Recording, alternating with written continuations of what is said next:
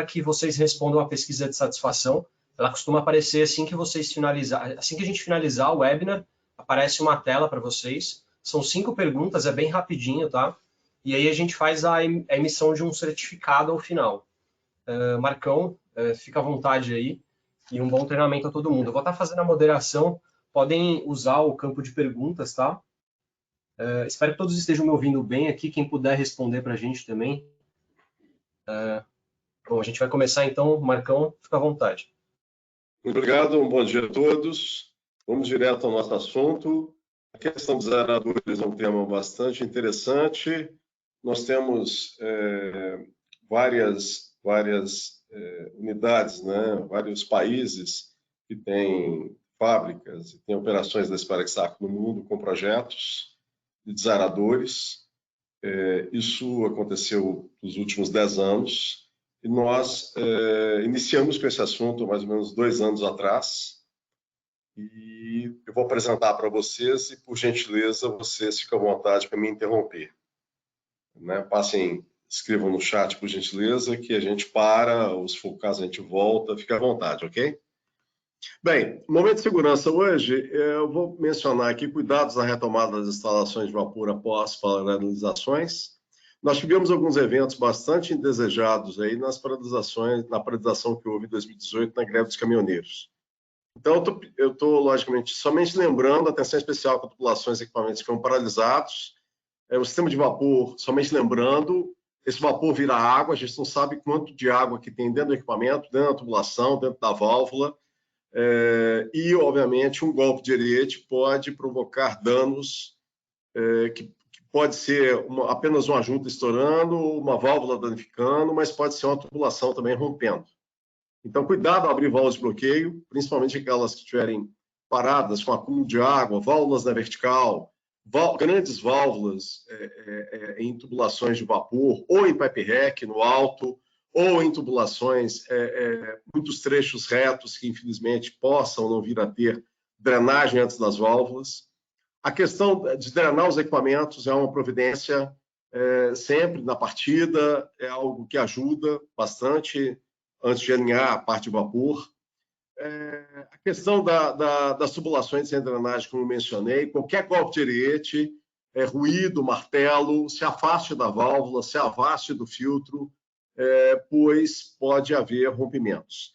A pressurização, obviamente, tem que ser o mais gradual possível e, como mencionei, essa curva de aquecimento é de cada instalação e tem que ser feito com o máximo de critério, de preferência com os drenos abertos. Ok? Então, fica aqui o recado, cuidado, a gente sempre pede o máximo de cuidado com sistemas de vapor, principalmente nesses sistemas de aquecimento, alinhamento nas partidas, ok? Muito bem. O nosso assunto, gente, a desaeração é exatamente a remoção de oxigênio, chamado oxigênio dissolvido. É aquele oxigênio dissolvido que tem na água, é o oxigênio que o peixe respira. É uma das maiores causas de corrosão em caldeiras. Então, o que acontece? A chamada solubilidade do oxigênio diminui com o aumento de temperatura. Essa curva desse gráfico ela é bastante simples e dá para perceber claramente que, à medida que se vai aquecendo a água, se vai reduzindo de forma acentuada a quantidade de ppm, partes por milhão, de oxigênio dissolvido contido na água. Ok? Então, a remoção térmica é o quê? Qual que é a tecnologia, o desenvolvimento dessa tecnologia ao longo dos anos? Demonstra que quebrar a água ou nebulizar a água em pequenas gotas ou gotículas aumenta a temperatura, aumenta a área superficial, aumenta a área de contato de cada pequena partícula, cada pequena gotícula em contato com o vapor, facilita com que esse oxigênio dissolvido despreenda da molécula de água, fazendo com que a água fique desaerada, sem oxigênio dissolvido. Então, isso, obviamente, nós vamos ver aqui nas várias tecnologias existentes, e pelo conhecimento que já se tem, esse processo pode ser facilitado, acelerado com várias tecnologias, várias formas para que se tenha a quantidade residual de oxigênio dissolvido na água. Aquecendo, né, o processo de aquecimento ajuda a expulsar, porque é um processo físico, como eu mencionei, e, obviamente, precisa de se libertar, ou seja, no desaerador, o vente precisa ter um vente, e junto com o oxigênio dissolvido vai também vapor, né? Então, essa que é tipo assim, o conceito básico, o princípio de operação de qualquer desaerador. Essa deseração tem, obviamente, como mencionei, o principal objetivo é um meio, né, de remoção de oxigênio, e um tanque. Ah, mas eu posso fazer isso num tanque aberto de condensado? Eu injeto vapor lá, e aí eu vou ter, logicamente, pela curva, eu vou ter um teor residual. Vai. E, tecnicamente, em torno de 1 ppm. 1 ppm de oxigênio dissolvido, que é ainda suficiente para provocar corrosão, provocar pitching, principalmente pitching, nas caldeiras. Ok? Um desaerador, para atender e para ter total segurança com relação a se ter um teor residual de oxigênio dissolvido, o objetivo do desaerador, de um desaerador excelente, de um desaerador que atende perfeitamente vamos dizer assim, não só as normas, mas que se pode ter total tranquilidade com relação à não presença de oxigênio dissolvido, é quando a água tem abaixo, em torno de 0,07 ppm, ou 7 ppb. Isso é o que a ASME1 menciona. Então, aqui, nesse slide, eu estou apresentando, não sei se alguém já viu, é exatamente o que a ASME preconiza como sendo o ideal, o sonho, o mais correto, o mais adequado, é se ter um índice de oxigênio dissolvido inferior a 0,007 ppm, que é a mesma coisa que 7 ppb, 7 partes por milhão.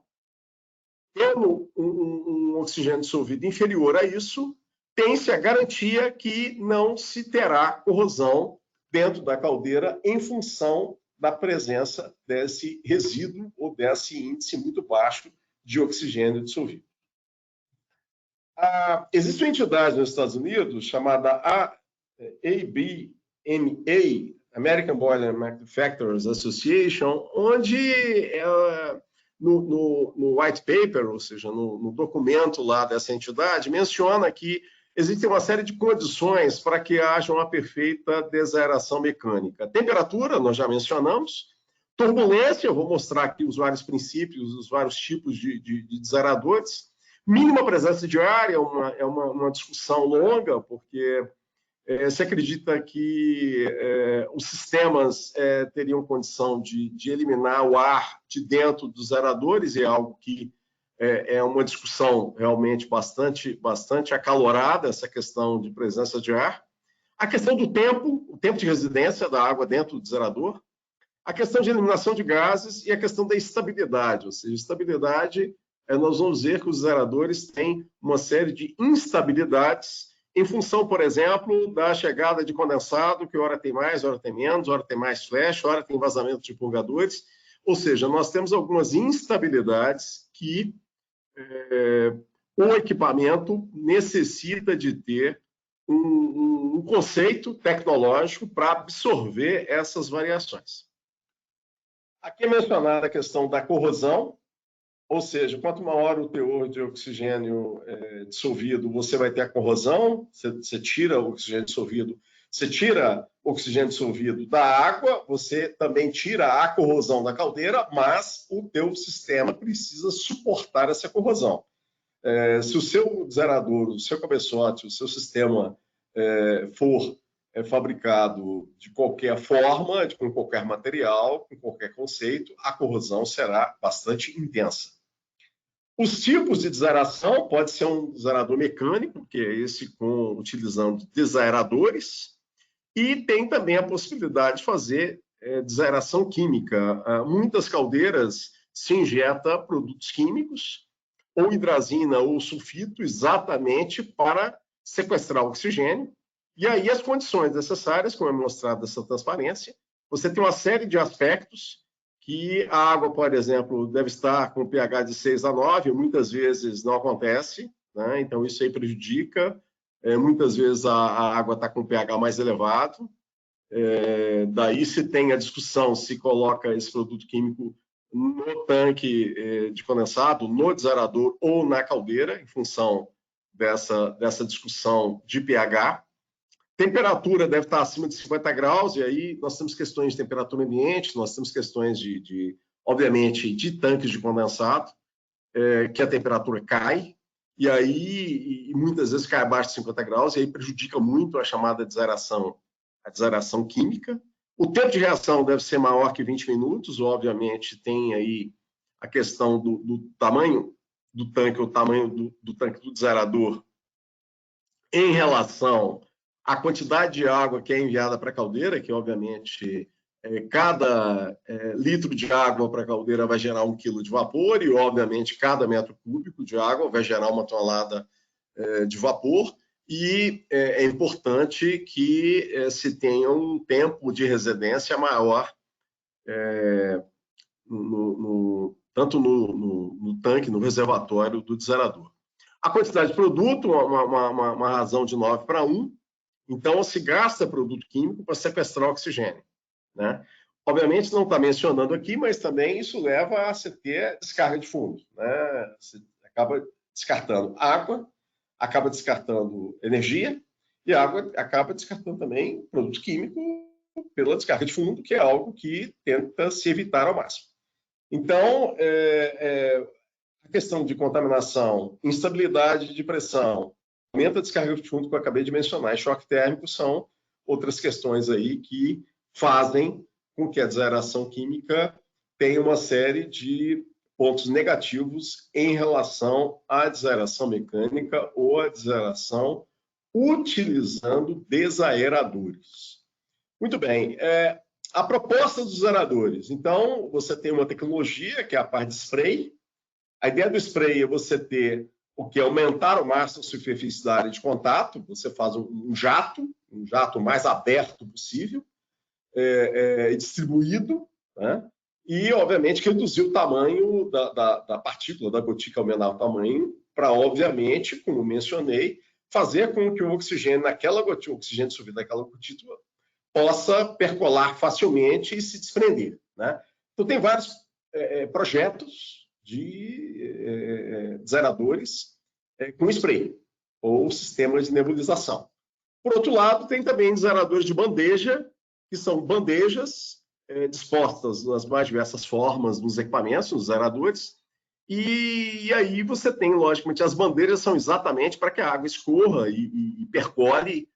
Algumas bandejas são furadas, algumas bandejas são com frestas, de forma que haja essa queda e quebra em gotículas, em partículas, em gotas, da forma que haja, como mencionei, o aumento, da mesma forma que o spray, que haja o aumento da área superficial dessas gotas, fazendo e facilitando com que o oxigênio dissolvido se despreenda de forma mais fácil.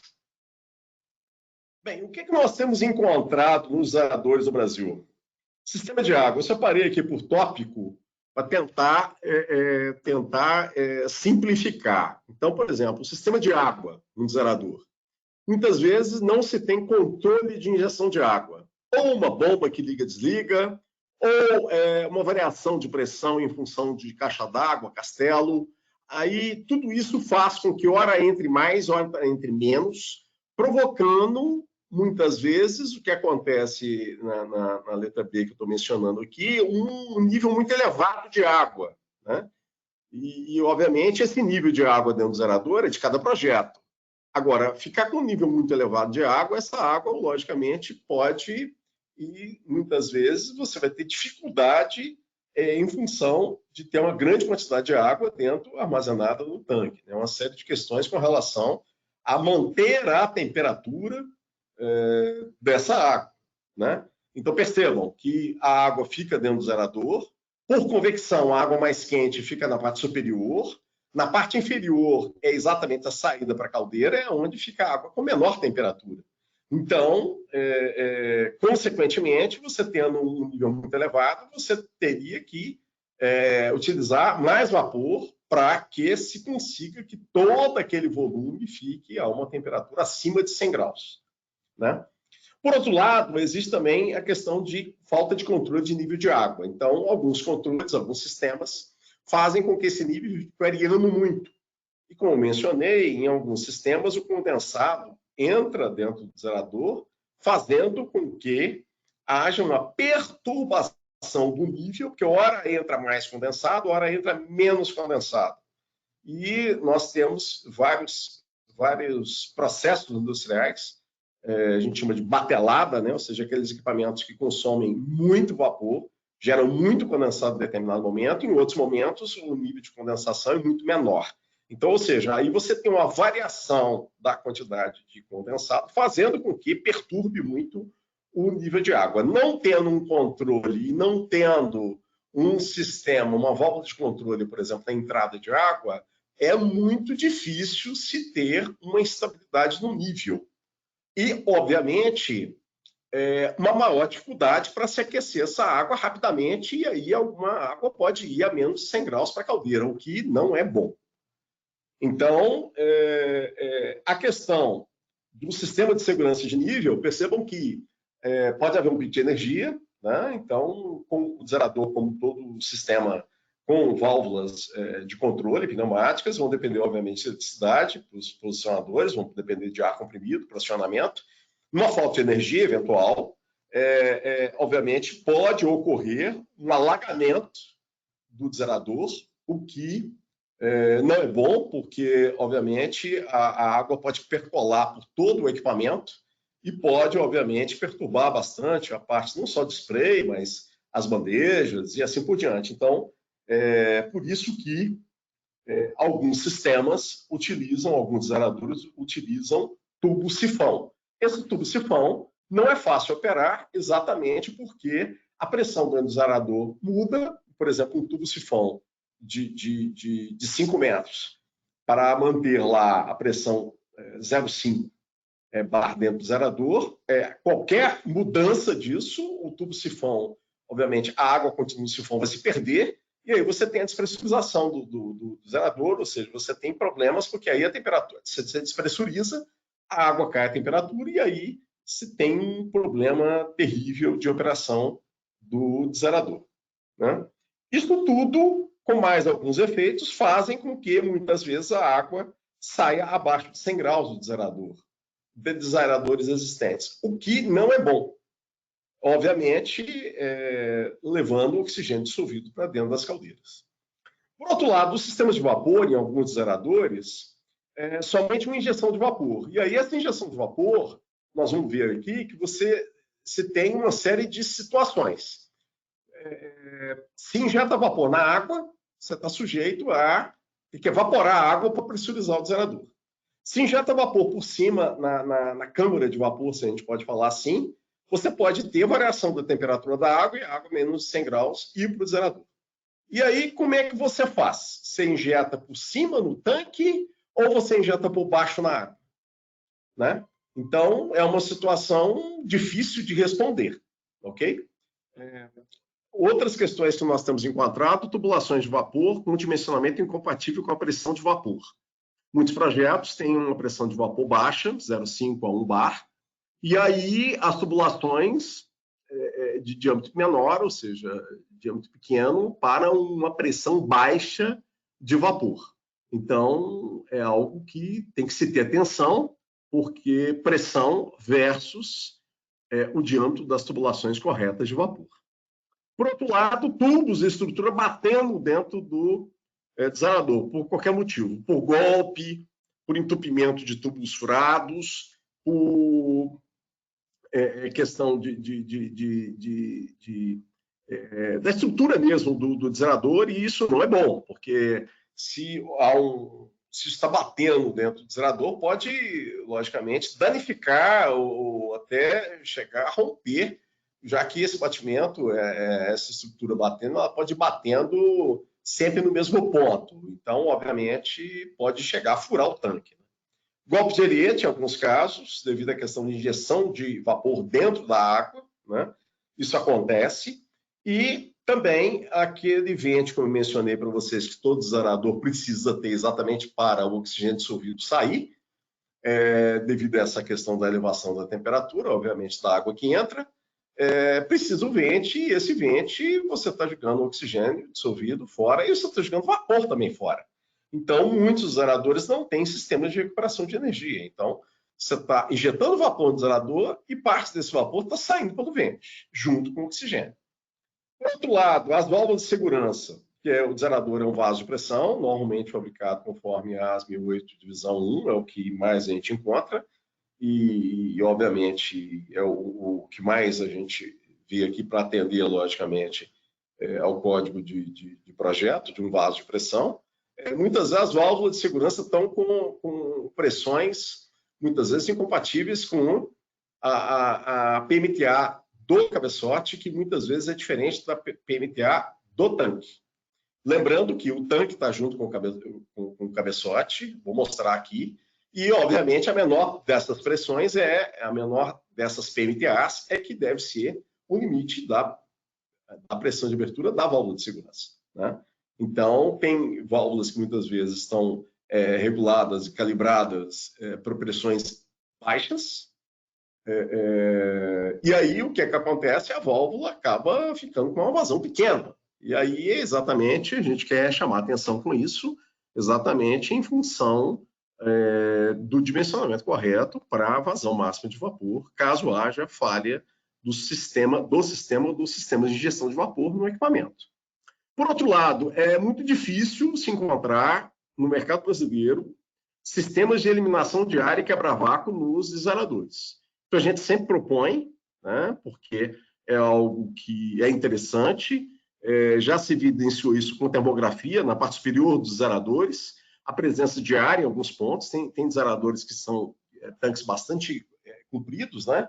E, obviamente, muitas vezes se acredita que esse ar todo vai ser arrastado e muitas das vezes se tem evidência de presença de ar na parte superior do tanque, né? A questão do quebra-vácuo é, obviamente, uma providência em funções de você parar o sistema e a água vai, obviamente, descer para a caldeira e deixar entrar o ar, evitando problemas de murchamento no desaerador.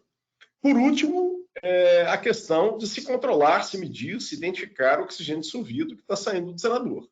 Independente do princípio dele, da tecnologia, é interessante realmente controlar para exatamente ver a desaeração está sendo correta, conforme a recomendação não só da ASME, como eu mencionei, mas também de acordo com o que aquela caldeira solicita. Bom, o desaerador híbrido da Sparexarco, ele une as duas tecnologias, a tecnologia do spray com a tecnologia de bandejas. Então, por isso que nós estamos chamando de desaerador híbrido. Ele tem essas duas tecnologias juntas. Com isso, nós temos, essa é uma das diferenças. Nós temos várias outras diferenças que eu vou apresentar aqui, e obviamente, uma das questões é a possibilidade de um trocador de calor para exatamente condensar e aproveitar esse vapor que está saindo do vente para pré-aquecer a água de alimentação. Isso ajuda, porque minimiza a necessidade de a água já entra pré-aquecida, e quanto maior a temperatura dessa água, obviamente, menos vapor eu vou gastar, tanto aqui para manter a pressão, como aqui embaixo na água, né? Então, vocês percebam que a diferença, uma outra diferença fundamental do projeto desse conceito, desse desaerador híbrido da Sparexarco, que nós temos duas injeções de vapor, uma que pode ocorrer no cabeçote, como está mencionando, ou pode acontecer no tanque, né? O nosso projeto é mais no tanque, isso aqui é mais esquemático, ok? E a questão da injeção de vapor na água, exatamente com injetores, para eliminar problemas de golpe e tudo isso. Tudo com válvulas de controle, como eu estou mencionando, né? Podem ser válvulas de controle para atuadores elétricos ou atuadores pneumáticos, e sistemas de eliminação de ar, válvula de segurança, e aqui não está mostrando um sistema de segurança para ladrão com purgadores especialmente dimensionados para essa aplicação. Então, o sistema de água, válvula de controle, ter o controle efetivo, fino da injeção de água, para evitar os problemas de variação, evitar ao máximo a variação do nível de água dentro do zerador, né? Garantindo que haja uma temperatura correta acima de 100 graus para a caldeira, né? Com isso, você tem um nível de água controlado, mesmo você tendo uma variação de entrada de condensado, né? O controle do nível pode ser feito com várias tecnologias, pode ser nós temos usado vários princípios, com transdutores e visores de nível magnéticos, onde você vê o nível, né? E você tem também o controle, obviamente o controle de nível sempre linkado com a válvula de controle de entrada de água, né? Como eu mencionei, o sistema de segurança para elevação de nível, overflow, o ladrão meio de caixa d'água, né? Mas aqui é só para mencionar aí que muitas vezes o pessoal chama de ladrão. Purgadores de alta capacidade. A parte de sistema de vapor, 2 estações, exatamente uma na água e outra para exatamente fazer o contrafluxo, né? Então tem um cabeçote. O cabeçote, obviamente, a água entra por cima do cabeçote. E aí você tem os spray e as bandejas. E, obviamente, você tem a água descendo, o vapor subindo, de forma com que haja, como mencionei, uma maior eficiência da quebra, não só com as bandejas, mas com o spray, da quebra das gotas, das partículas de água, das gotículas, com vapor em volta, de forma com que se tenha a garantia da mais perfeita deseração possível. Os injetores de vapor na parte de água, né, a Sparexar possui esses equipamentos, são equipamentos que eliminam os golpes e fazem uma higienização da temperatura da água nessa parte inferior do tanque, fazendo com que, se houver uma gotícula de água que caia do cabeçote, ela vai bater nessa água que vai estar acima de 100 graus e, obviamente, vai desaerar também. Com isso, a gente garante que na parte inferior do tanque, a água vai ter acima de 100 graus e que não vai haver água abaixo de 100 graus indo para as caldeiras, né? A questão da recuperação de energia nós já mencionamos, é um trocador de calor que nós chamamos EVC. Nós temos instalado isso em vários desaeradores, tanques de condensado existentes. Aqui, um outro esquema e um fluxograma com relação a essas entradas, essas alimentações. Aqui é uma válvula de controle para água, como eu mencionei. Aqui o sistema de vente, o condensado, né? Os eliminadores de ar, os quebra-vácuos, né? do lado aqui do cabeçote. A parte de válvula de segurança, que pode ser uma, pode ser 2, depende muito, obviamente, do dimensionamento.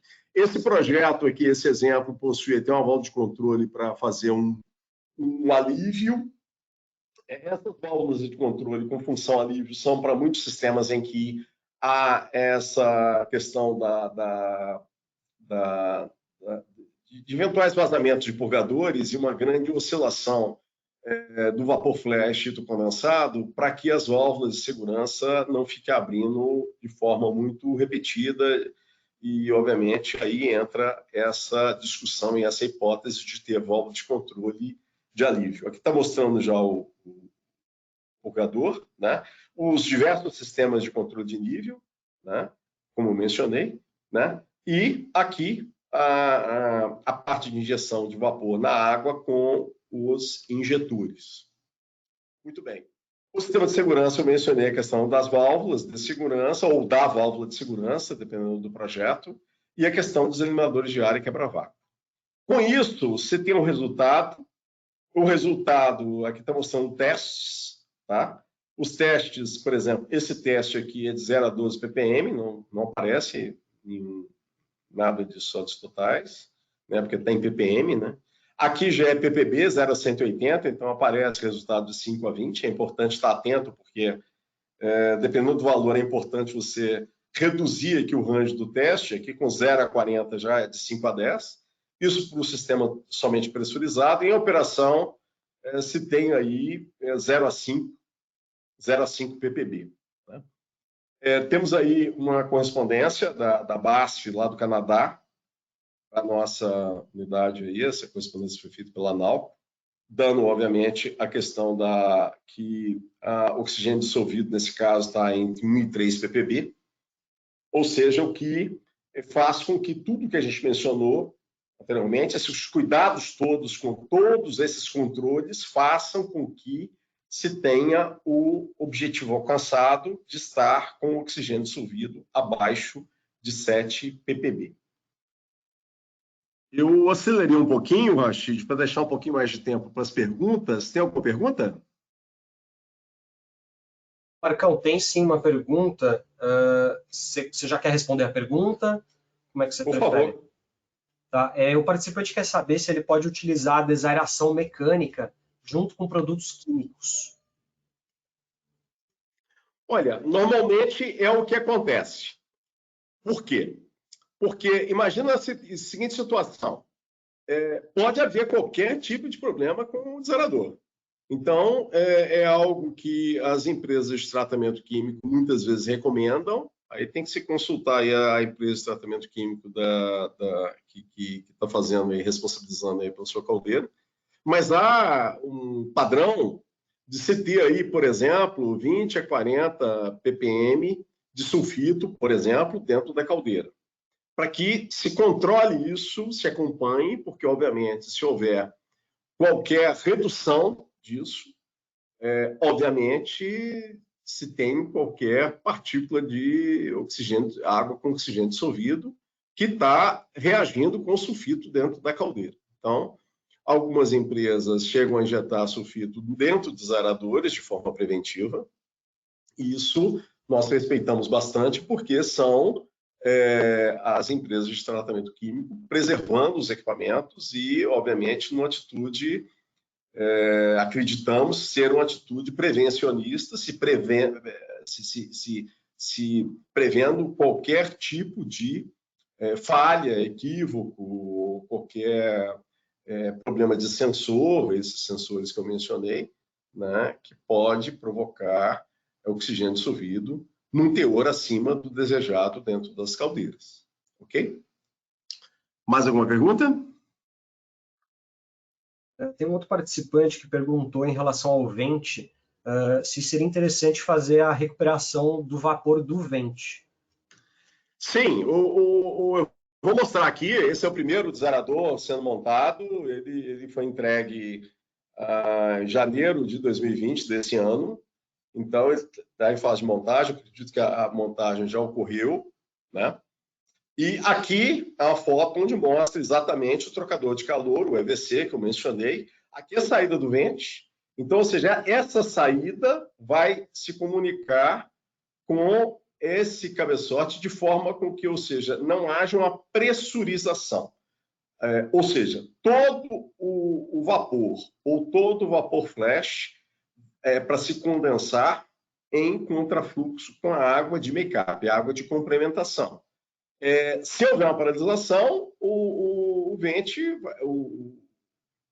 aquele vapor que está saindo com o oxigênio dissolvido lá, né, da desaeração, vai sair por aqui por cima aqui do cabeçote, ok? Então, não há pressurização desse lado. Aqui esse trocador é um trocador de aço inoxidável, como vocês estão vendo, exatamente adequado para resistir ao oxigênio dissolvido, né? Em função daquelas questões de corrosão que eu mencionei, ele é projetado para isso. Vocês vejam que ele já tem uma junta de expansão no corpo, exatamente para absorver grandes variações de temperatura, né? A água entrando a 5, 10, 15, ou seja, contra esse vapor aqui que está aproximadamente a 100 graus, a 100 e poucos graus, né?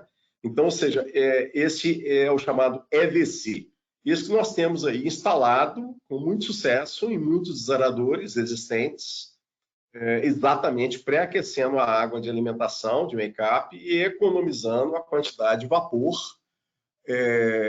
consumida nos aeradores. Eu acredito que nós estamos iniciando um estudo. Alguns geradores nós entendemos que o consumo de vapor pode estar um pouco alto em função dessas questões que eu mencionei, de se ter somente uma injeção de vapor, ok? E nós estamos estudando isso para, inclusive, ver como é que a gente pode melhorar isso, né? Nós temos uma linha de medidores de vazão e aí nós estamos interessados, inclusive, num trabalho de eficiência energética até avaliar o consumo de vapor nos desaeradores existentes, ok? Mais alguma pergunta? Marcão, só pediram para você, se você quiser fazer isso agora ou fazer depois, para você dar um overview do EVC, para você falar um pouco sobre os critérios de seleção, quais são os ganhos. Aí, se você quiser falar isso já emendar agora ou falar depois, fica bom? Seria interessante a gente emendar, porque está aqui no slide aqui mostrando ele, né? Os ganhos são ganhos relativamente fáceis da gente detectar, exatamente em função, como eu mencionei, de nós, logicamente, verificarmos os zeradores existentes, os ventes existentes, e aí você tem, logicamente, a questão da vazão máxima e vazão mínima que passa por aquele vente, naquela pressão de operação. Lembrando que tem desaeradores que operam a 0,2, 0,3, 0,5, 1, até 1,2.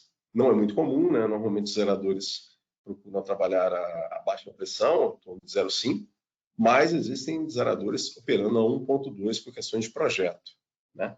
Com esse dado e com os dados dos ventes, muitas vezes você tem uma placa de orifício, muitas vezes tem uma válvula, muitas vezes tem uma conexão. Com isso, a gente tem como dimensionar, saber a vazão máxima e a vazão mínima em função da variação dessa pressão, que também acontece em operação. Com isso, nós temos o vapor de vente, né, que sai aqui. E aí nós temos, por outro lado, a vazão de água de make-up, né, que tem, logicamente, a entrada. E aí, com isso, nós fazemos exatamente o ganho de temperatura dessa água, né, de energia, né? E esse ganho, obviamente, nós ponderamos exatamente da redução da energia necessária para aquecer essa água dentro do desaerador. Com isso, nós viabilizamos e fazemos um payback bastante confortável, bastante conservador, para se fazer um payback rápido da viabilidade do EVC. Ok? Então, resumindo novamente, esse vapor ele passa aqui por fora dos tubos. Aqui tem um fecho tubular, né? Então a água passa dentro dos tubos, esse vapor passa por fora dos tubos. Não há pressurização, há um cálculo para que não haja nenhum tipo de perda de carga, ou a mínima perda de carga, até porque há uma condensação desse vapor dentro desse trocador, de forma com que você aqueça a água e se reduza o consumo de vapor dentro dos zeradores já existentes. É isso. Mais alguma pergunta? Obrigado, Marcão. Tem mais algumas perguntas, mas se você quiser continuar, acho que eu vou levar mais para o final, então. Eu já estou no final. Eu deixei um espaço aqui, porque nós recebemos alguns comentários nos webinários anteriores para a gente tentar responder o máximo de perguntas. E nós temos aí mais ou menos 20 minutos, Rachid. Você pode fazer as perguntas, por favor, porque aqui eu já terminei. Ah, legal, beleza. Então, eu vou começar aqui. Tem uma, acho que é uma bem interessante. Ele pergunta o seguinte: temperaturas muito altas na água do desaerador pode levar à cavitação das bombas de alimentação? Excelente pergunta. Perceba que o controle do desaerador de pressão é exatamente para isso. Se tem uma altura, né? Essa altura aqui eu também chamado NPSH da instalação, né? Que seria o nível do desaerador de operação em relação às bombas, né? Que podem ficar aqui embaixo, pode ficar próxima da caldeira. Então você tem esse NPSH da instalação e cada bomba tem o seu NPSH, ou seja, a altura necessária para se ter uma coluna de água, uma pressão positiva na alimentação da bomba, normalmente centrífuga, para que se garanta que as mesmas não cavitem, ok? Então, quem perguntou tem toda a razão. Desaradores que hajam descontrole de pressão, tudo aquilo que eu mencionei, entrada de muito vazamento de purgador, muita quantidade de vapor flash em determinado momento. E aí você tem, como eu mencionei, uma válvula no desarador somente. E a válvula tem a inércia dela. E aí o que acontece? Tem exatamente, muitas vezes, a pressão sobe, e essa pressão sobe e pode chegar a cavitar as bombas. Então, é algo que é interessante ter um afinamento desse controle de pressão do desarador para cada tipo de instalação, obviamente se controlando e se tomando cuidado para controlar a temperatura da água na saída do desarador. Como mencionei, alguns casos você tem uma pressão mais elevada para ter uma temperatura mais elevada na lâmina d'água, para que se garanta que embaixo, na saída da água para o desarador, se tenha uma temperatura acima de 100 graus. Por outro lado, é algo, como mencionei, que na hora que se revê o projeto e se estuda as opções, aí tem uma série de opções, como mencionei anteriormente, controlar o nível de água, ir melhorando, fazer um estudo no retorno de condensado e nos purgadores, eliminar bypass de purgador, ou seja, todo e qualquer vazamento é indesejado no sistema de retorno de condensado. Por quê? Além de prejudicar todos os purgadores da unidade, se tem também um descontrole de pressão no desarador, que faz que muitas vezes as válvulas de segurança abram. Ou seja, não é bom, né? Então, tudo isso faz com que estejamos aí interessados em acompanhar as instalações para poder contribuir em todas essas fases, né? Mais alguma, Rachid? Temos sim. O vente, ele faz ou não faz o papel do quebra-vácuo? O vente, essa pergunta é interessante. Perceba bem a seguinte situação. O vente, ele, obviamente, ele vai ajudar, sim, porque na hora que você paralisa, né, você vai ter algum vapor ali dentro, e se as bombas continuam, você vai ter o efeito mecânico, hidráulico, de bombas succionando água, e o vente vai estar ali com uma abertura, mas a abertura do vente normalmente é uma abertura restrita, né? E aí você vai ter uma certa inércia até que haja uma condensação daquele vapor para que o ar entre, né? Os quebra-vácuo, não. O quebra-vácuo, tendo qualquer depressão, vai haver uma quebra do vácuo, ok? Então, o quebra-vácuo ele vai ser instantâneo. O vente vai depender, porque além dele ser, ou como eu mencionei, uma placa de orifício, uma pequena válvula, uma pequena abertura, não se tem garantia que com o vente vai se conseguir quebrar o vácuo dentro do desarador. É lógico que ajuda, mas é por isso que a gente, inclusive, instala quebra-vácuo e os próprios eliminadores de ar, para, inclusive, se ter essa garantia de se ter o quebra-vácuo, mesmo com uma situação onde o vácuo ocorra, mas que a abertura do vente seja uma abertura muito pequena. Por exemplo, em situações que tem um grande volume de retorno de condensado e a água desaerada seja muitas vezes uma quantidade pequena de água de make-up, fazendo com que se reduza a abertura do vente para se economizar vapor. Então, por isso que existem ventes com aberturas muito pequenas, placas de orifício com orifícios muito pequenos. E, neste caso, é algo que a gente recomenda colocar quebra-vácuo. Mais alguma pergunta? Como é que eu determino a vazão ideal através do vente? Olha, essa pergunta é uma pergunta extremamente interessante. Na verdade, você tem uma discussão, como mencionei, e essa vazão é sempre uma vazão difícil de calcular. Por quê? Quanto mais retorno de condensado se tem, menos água de complementação vai entrar. E, obviamente, menos oxigênio dissolvido vai gerar. A partir do princípio que o condensado não tem oxigênio dissolvido, ok? Então, o oxigênio dissolvido tem só na água de make-up. Mas a água de make-up varia. E aí, não tem jeito. Por isso que você tem que ter uma atitude conservadora. Uma das possibilidades que eu vejo é, por exemplo, fazer uma termografia na parte superior do desaerador para ver se ainda está ficando oxigênio lá dentro, né?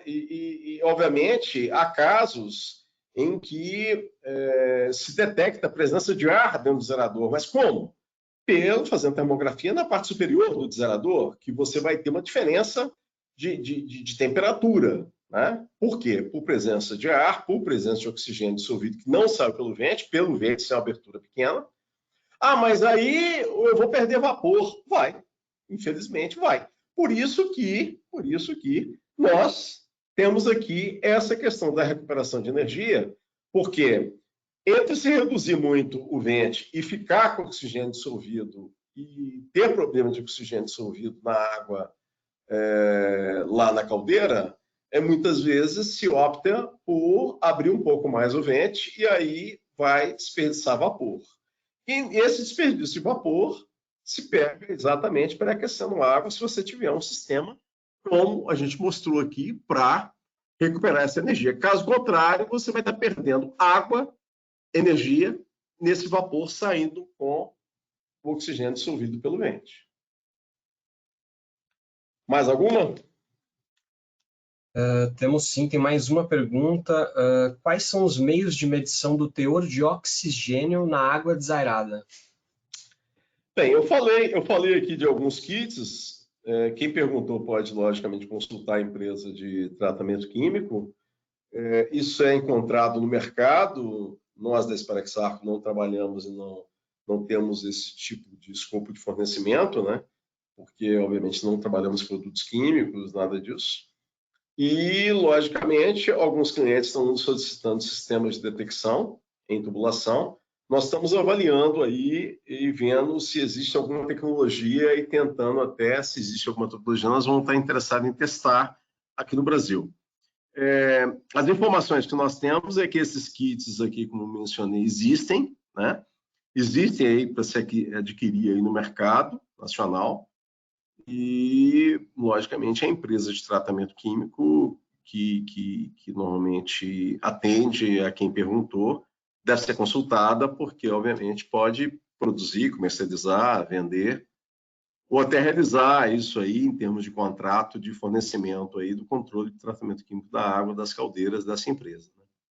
Então, é algo que a gente está também acompanhando em função, como mencionei, da gente estar também interessado em interagir com as empresas de tratamento químico e com quem possui descerador. Ok? Legal, Marcão. Ainda temos 12 minutos. Tá. Tem mais uma pergunta aqui. Eu posso substituir o desairador pelo tanque de condensado? Desculpa, o tanque de condensado pode ser substituído pelo desairador? Pode. Nós estamos, inclusive, fazendo algumas análises, temos algumas consultas do mercado brasileiro aqui, exatamente empresas que estão interessadas em instalar desairadores. Nós sempre estudamos a instalação toda, exatamente porque, repare que, com a instalação do desairador, haverá uma pressurização adicional no retorno de condensado. Isso vai impactar, obviamente, em toda a instalação de vapor, né? E, obviamente, temos feito alguns estudos para alguns clientes, sim. Agora, é possível, sim. É importante saber se obviamente, existe esse interesse, existe essa demanda, né? Nós acreditamos que vários segmentos podem se beneficiar bastante em função, por exemplo, de utilizar vapor em produto, né, em alguns, por exemplo, alguns laticínios tem essa situação. A parte da indústria farmacêutica é outra questão que realmente acontece, né, em função dessas questões. É importante também aproveitar a pergunta para mencionar que nós, da Sparexarco, atuamos muito em vapor saturado, né?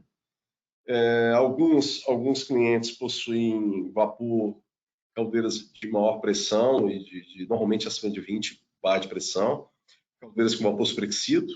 Obviamente, essas caldeiras são normalmente muito grandes, né? Obviamente, para segmento de açúcar e álcool, segmento de celulose, cirurgia, petroquímica, etc. Mas, obviamente, alguns clientes têm nos solicitado ajuda e nós estamos aí em vias de estudar alguns desaeradores existentes, conforme solicitação de alguns de nossos clientes. Okay? Tanto para empresas que produzem vapor saturado, tipicamente para vapor para aquecimento, né, indústria alimentícia, como eu falei, farmacêutico, vários segmentos que tem tipicamente vapor saturado, né?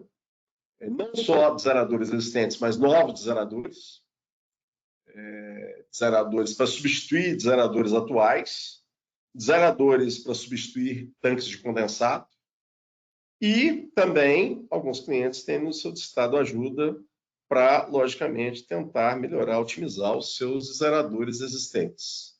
Então, a Spirex tem atuado em várias frentes, na intenção não só de auxílio aos clientes, mas, obviamente, se colocando à disposição para, logicamente, para desenvolver essa curva de aprendizado, que a gente mostrou parte dela aqui, por conta de tentarmos melhorar a condição aí da água na entrada das caldeiras com relação ao oxigênio dissolvido. Okay? 8 minutos, Rachid, mais alguma? Tem sim, tem mais uma pergunta em relação a condensado. O condensado do trocador de calor colocado para recuperar o vapor, ele é recuperado? Essa pergunta é interessante. Perceba bem a seguinte situação. Todo condensado de aplicação em sistema de vapor, ele é possível de se recuperar, né? Óbvio que as limitações são pressão, né? Imagina você com um trocador de calor com uma pressão muito baixa, pressão 0,5, pressão de 1 bar, distante, né? Obviamente você tem uma elevação, né? Se tiver uma elevação de 5 metros, já é o 0,5, né? Então, ou seja, aí teria que, obviamente, bombear esse condensado, né? A Sparexarco tem sistemas para isso, e, obviamente, pode aproveitar. E algumas aplicações e alguns processos podem contaminar o condensado. E aí nós temos sistemas de detecção de condensado contaminado, né? Então, nós temos essas tecnologias que a gente pode avaliar se for o caso. Se esse trocador de calor, por exemplo, quem perguntou, dependendo da vazão e da pressão, realmente retornar diretamente com a tubulação, muitas vezes pode provocar um problema sério de golpe, de alagamento. Nós chamamos isso de estolagem, né? Principalmente pelo fato de muitos trocadores de calor terem válvulas de controle na entrada de vapor e não ter como garantir a pressão positiva todo o tempo na entrada do purgador. Então, obviamente, você vai ter uma coluna depois do purgador e vai ter um problema de alagamento, né? Nós abordamos isso nos webinários anteriores aí, falamos bastante disso com relação ao retorno de condensado. Mas, obviamente, para atender quem perguntou, nós podemos estudar o caso e ver exatamente o ganho que se tem ao retornar esse condensado desse trocador ou desses trocadores. Antes se fazia uma avaliação somente com energia, hoje muitas regiões do país, né, não só no Nordeste, São Paulo, questão de falta de água. Hoje o custo da água, água pura, tratada, essa questão de retornar condensado é algo que tem que ser visto com uma visão de payback, uma visão de sustentabilidade, não só em função de questões de meio ambiente, mas, obviamente, em questão de sustentabilidade da empresa, de se aproveitar a maior parte da água, recircular a água e se aproveitar a água, né? Então, nós temos feito vários trabalhos nesse sentido e com esse objetivo, né? Muitas vezes o cálculo, a quantidade de condensado é relativamente pequena, o que se aproveitaria em termos de energia seria muito pouco. Por outro lado, na hora que se pega aí a vazão no ano em metros cúbicos, já começa a ficar interessante, ok? Então, é importante se analisar isso com bastante critério. Mais alguma, Rachid? Tem mais uma pergunta. Existe alguma restrição de instalar o desaerador em uma caldeira que já possui um sistema de economizador? Absolutamente. Não há restrição. É muito fácil de perceber. Você tem que ter, e é por isso que eu tenho recomendado e solicitado a instalação, de repente, uma instalação dessa com economizador já possui, né? Já possui termômetros ou transmissores de temperatura na saída do tanque. Essa água que sai do tanque de condensado vai para a bomba, e da bomba normalmente é mandada para o economizador. Para quem não conhece, gente, economizador é um feixe tubular colocado na saída de gás da caldeira que exatamente eleva a temperatura da água ao entrar na caldeira. Então, é importante ter essas temperaturas, né? Se o economizador não tiver, facilmente você instala o transmissor de temperatura ou termômetros na entrada e na saída do economizador. Na saída de água ou na entrada da bomba ou na saída da bomba, né? E, obviamente, você vai ter essa possibilidade, né? Com essas temperaturas, você vai analisar se tem sentido ou não você instalar o desaerador. Lembrando que o desaerador também reduz descarga de fundo, reduz injeção de produtos químicos e faz com que a água dentro da caldeira não tenha produto químico. No eventual arraste, por queda de pressão, descontrole de sólidos totais, você tem menos problemas em função de você ter menos produto químico dentro da caldeira. Okay? Por isso que depende muito do segmento, da aplicação do vapor, essa viabilidade do desaerador, que não é só a questão térmica, mas sim também a questão de se reduzir de forma muito intensa. Se colocam, como mencionei, normalmente um teor muito baixo, por exemplo, de sulfito, somente para controlar se o desaerador está operando perfeitamente. Ok? Mais alguma pergunta? 2 minutos, Rachid? Eu vou para mais uma pergunta, acho que é a nossa última pergunta. Deixa eu dar uma olhada aqui. Tem mais algumas perguntas, tá? Você me encaminha que eu tento responder aí entre hoje e amanhã. Tá bom. Vamos lá. Então, quando temos choque térmico no desaerador, a gente deve aumentar ou diminuir a entrada de vapor? Tem que ser analisado, agradeço quem perguntou, tem que ser analisado exatamente o projeto, o conceito desse desaerador. Primeiro, se é para vapor de alta pressão, vapor da caldeira, ou se é vapor de baixa pressão. Depois tem que analisar exatamente o que está acontecendo, porque o choque térmico pode ser exatamente em função de, por exemplo, aquele ser um tubo furado, e esse tubo furado lá dentro da caldeira pode ter furos entupidos, furos abertos, pode ser restrição, pode ser uma série de situações que tem que ser analisado, né?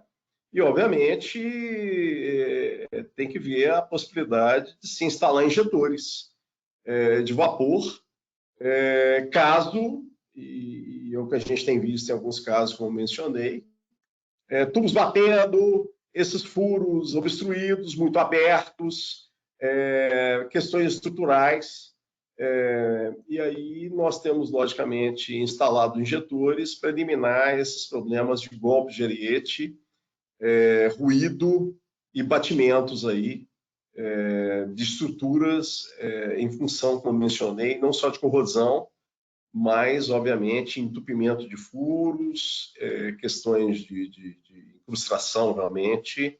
Essas questões têm que ser analisadas caso a caso. Mas, como mencionei, nós temos tentado não só ajudar, mas propor se melhorar desaeradores existentes com a instalação de injetores. Bem, no meu aqui, meio-dia, Rachid. Aqui deu meio-dia também, Marcão. Acho que encerramos, né? Agradecemos a presença de todos. Por favor, vou passar a apresentação aí para você divulgar para todos. Tem aí os outros webinários e a gente agradece a presença de todos e a gente tenta responder as perguntas o mais rápido possível. Combinado? Então, os e-mails que você já tem dos outros webinários. Agradeço a presença de todos, os comentários. Muito obrigado, Rachid. A costumeira parceria e a ajuda. E vamos para frente. Obrigado, Marcão. Muito obrigado a todos. Respondo a nossa pesquisa de satisfação. Ela vai abrir assim que vocês finalizarem. A gente vai ter, então, dia 16, o próximo webinar. A gente faz a emissão de um certificado também. Caso você responda a pesquisa, a gente manda um certificado por e-mail. A gravação desse webinar e a apresentação a gente manda entre hoje e amanhã, tá? No e-mail de todo mundo que está inscrito ou participante do webinar. Muito obrigado a todos e um bom dia. Nos vemos, então, dia 16 de junho. Um abraço, tchau, tchau.